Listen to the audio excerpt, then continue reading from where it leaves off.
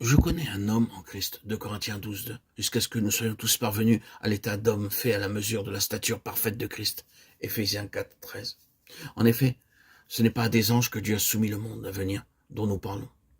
Or, quelqu'un a rendu quelque part ce témoignage. Qu'est-ce que l'homme pour que tu te souviennes de lui, ou le Fils de l'homme pour que tu le visites, Hébreux 2:5-6. Considérons maintenant un aspect particulier de cette question de l'humanité, et notamment comment l'homme peut atteindre cette pleine stature. Commençons par quelques mots concernant la création de l'homme, dans laquelle, par l'incarnation de Christ, sont destinées à s'exprimer toutes les réalités, les merveilleuses pensées de Dieu, divinité mise à part. La création de l'homme et l'incarnation subséquente de Christ représentaient la mise en œuvre de la grande pensée de Dieu, qui est de s'exprimer lui-même dans l'homme. C'est une chose merveilleuse de penser que Dieu choisissait de créer une sorte de créature étrange appelée l'homme, introduisant quelque chose qui s'est appelé l'humanité, afin que, par ce moyen, il puisse révéler à tout l'univers ses propres pensées pour l'instruire. La connaissance de ce qu'est l'homme est encore à un stade très imparfait, malgré tout le temps depuis lequel cet homme est sur la terre. Du côté de sa potentialité à faire le mal, cela va parfois au-delà de l'imagination, quand on considère jusqu'où l'homme est capable d'aller. A contrario, sous la grâce et dans son union avec Dieu par Jésus-Christ, les potentialités de l'homme racheté dépassent aussi toute compréhension. C'était cette destinée incommensurable de l'homme en Christ qui épuisait tous les superlatifs du langage de l'apôtre Paul. Considérons certaines disciplines scientifiques de l'homme. Je ne vais pas leur donner leur nom scientifique, vous pouvez citer ces noms vous-même si vous le désirez. Mais ici, citons seulement 5 aspects dans le domaine des sciences de l'homme. Il y a premièrement ceux qui traitent des fonctions et des phénomènes liés à son être physique, la chose avec laquelle les médecins et les chirurgiens du monde entier sont confrontés. Après tous ces siècles d'existence de l'homme sur la Terre, ils découvrent qu'il y a encore de nouvelles et complexes complications en profondeur et les difficultés qui vont bien au-delà de la possibilité. De nouveaux faits surviennent toujours dans le corps physique, causant un souci considérable et augmentant leur perplexité, même pour ceux qui connaissent bien le sujet, comme certains disent, avec toute cette connaissance, ils doivent bien le connaître, le sujet. Les noms donnés aux maladies et aux divers dysfonctionnements s'accumulent et sont très significatifs.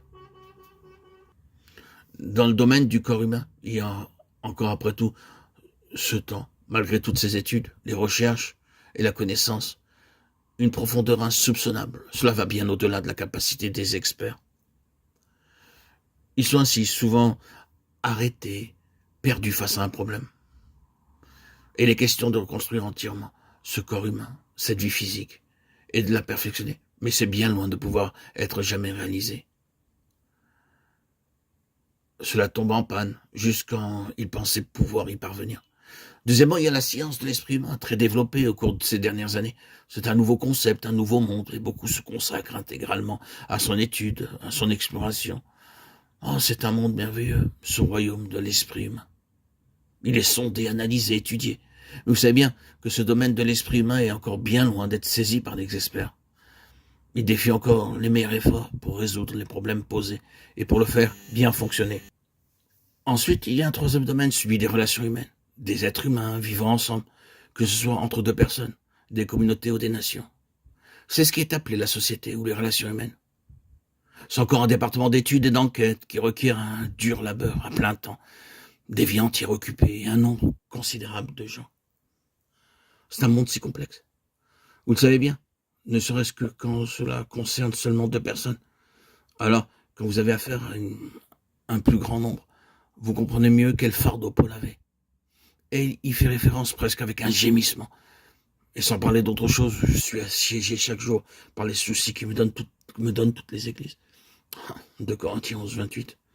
C'est le problème de gens vivant ensemble. Et comme je l'ai dit, quand vous transposez au niveau des nations, le problème des relations humaines, c'est une chose colossale. Cela a usé beaucoup de nos plus grands hommes d'État en essayant de résoudre ce problème pour obtenir des gens et des nations, des progrès dans le domaine de l'amitié, des bonnes relations. Il y a d'autre part cette science qui traite des races humaines, non seulement des peuples, mais des races. Nous ne pouvons pas le considérer maintenant, mais vous savez combien de temps et d'argent ont été consacrés pour tenter de parvenir à constituer une race différente pour résoudre les problèmes humains. Cette race-ci est caractérisée par certaines choses et cette race-là par d'autres éléments. Et tout cela crée de grands problèmes de relations à l'échelle mondiale et de racisme et demande constamment une somme considérable d'efforts conduisant à l'anxiété.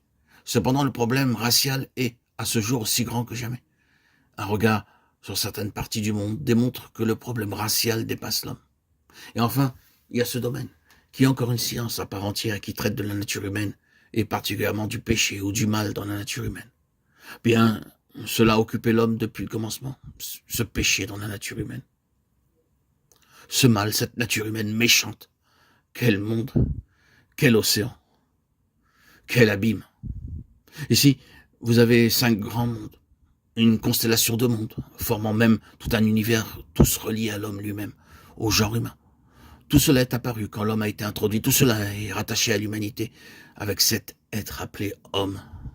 Combien vaste est ce domaine de l'homme. Et il est bien loin d'être pleinement exploré.